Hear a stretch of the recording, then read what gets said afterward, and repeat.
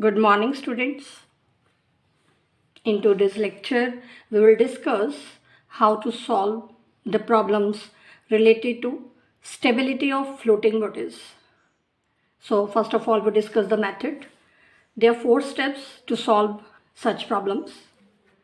In the first step, we find metacentric height, which we denoted by HM. H is the center of gravity of immersed portion of the body. M is the position of metacenter. It is given by the formula AK square upon V. Here, this expression AK square, this is the moment of inertia of plane of flotation about a principal axis, and this V is the volume immersed. So in the first step, you will find the value of AK square upon V. In the second step, we find the distance hg. H is the center of gravity of immersed portion of the body and g is the center of gravity of the body. So we find the distance hg. In the third step, we use the conditions of stability of the equilibrium. And in the last step, we will use the condition of equilibrium. Condition of equilibrium means weight of the body is equal to weight of the liquid displaced. Now, let us discuss some examples based on this topic. So our first problem is a cone whose vertical angle is 60 degree floats in water with its axis vertical and the vertex downwards. We are to show that the metacenter lies in the plane of flotation and that its equilibrium will be stable provided the specific gravity of the cone is greater than 27 upon 64. So this is a cone whose vertical angle, this angle is 60 degree. This cone is floating in water. This line is the axis of the cone which is vertical. Point O, this is the vertex which is downwards. We are to show that the metacenter lies in the plane of flotation. This is the plane of flotation which is a circle, and suppose the radius of this circle is R. Now because the vertical angle is 60 degree, let us take semi-vertical angle that will be 30 degree. Suppose H is the height of this cone and the length OM, which we have denoted by H dash. This is the length of the axis immersed in the water. Now from this triangle we can find the value of R. Now this is perpendicular, this is base. So R upon H dash, that will be tangent 30. So we get the value of R, which is given by H dash into tangent 30. Now, according to the first step, we are to find the value of AK square and the volume of the part immersed. So first of all, we find the volume of the part immersed of the cone, means the volume of this part. That will be given by 1 by 3 into pi into R square into H dash. Now the value of R we have obtained as H dash tangent 30. So putting the value of radius here, this will become 1 by 3 pi H dash square into tangent square 30 into H dash. Tangent 30 is 1 by root 3. So simplifying this term, we get the volume of the portion immersed of the cone, which is given by 1 upon 9 times pi into H dash cube. Now let us find the moment of inertia of the plane of flotation about the diameter, which is given by the formula area into the square of radius of gyration. Now area of this circle, that will be pi r square, and the square of radius of gyration, that is r square upon 4. So this will become pi r is to the power 4 upon 4. Substituting the value of r, which is h dash tangent 30, and simplifying, we get pi into 4 power of h dash divided by 36. So this is the value of moment of inertia. So we can find hm by using the formula ak square divided by v, putting the values of ak square and v, and simplifying, we get hm, which is metacentric height. This is h dash upon 4. Now, in the second step, let us find hg. Before calculating hg, we are to show that the metacenter lies in the plane of flotation. Means we are to show that metacenter lies in this plane. In order to show this, we will have to show that the length OM, that is h dash, if we consider M as the position of metacenter. So to find OM, now because H is the center of buoyancy, means center of gravity of immersed portion of the cone. So the distance OH, that will be 3/4 of this total height. This height is h dash, so OH will be 3/4 of h dash. Now let us find OH plus HM. OH is 3/4 of h dash, HM is 1/4 of h dash. Putting the values, this will become h dash. So OH plus HM, this is OM, so we get OM is equal to h dash. It means M lies in the plane of flotation. So this proves that metacenter lies in the plane of flotation. Now let us find Hg.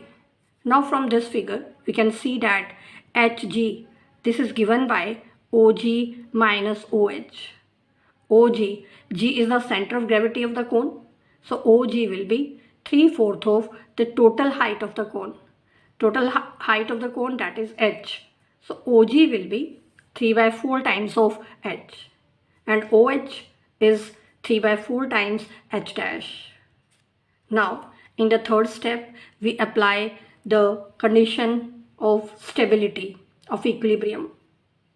Now equilibrium is stable if the metacenter lies above the center of gravity.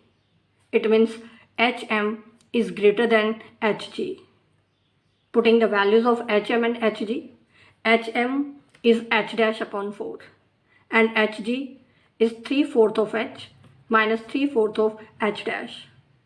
So from here we can see that equilibrium is stable if the ratio of h dash with h is greater than 3/4. Now in the last step we will use condition of equilibrium. So let us assume the density of the cone is rho and the density of the water is rho dash.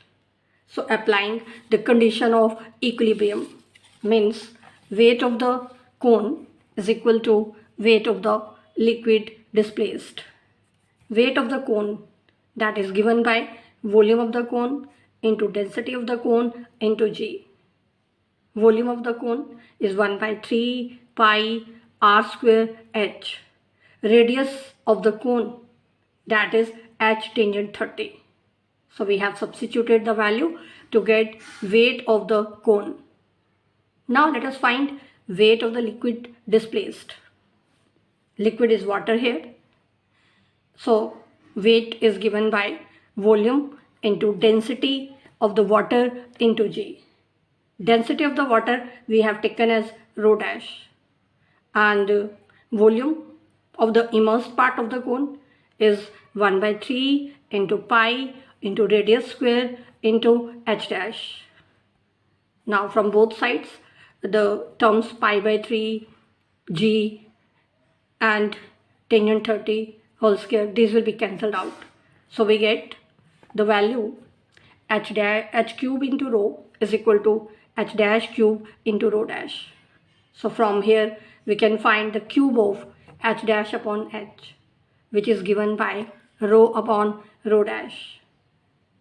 Now we already discussed in the previous step that the equilibrium is stable if h dash upon h is greater than 3 by 4.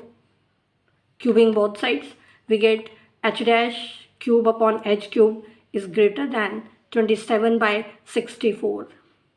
Now from here, the cube of h dash upon h is rho by rho dash. So putting the value here, we get equilibrium is stable if rho upon rho dash is greater than 27 upon 64.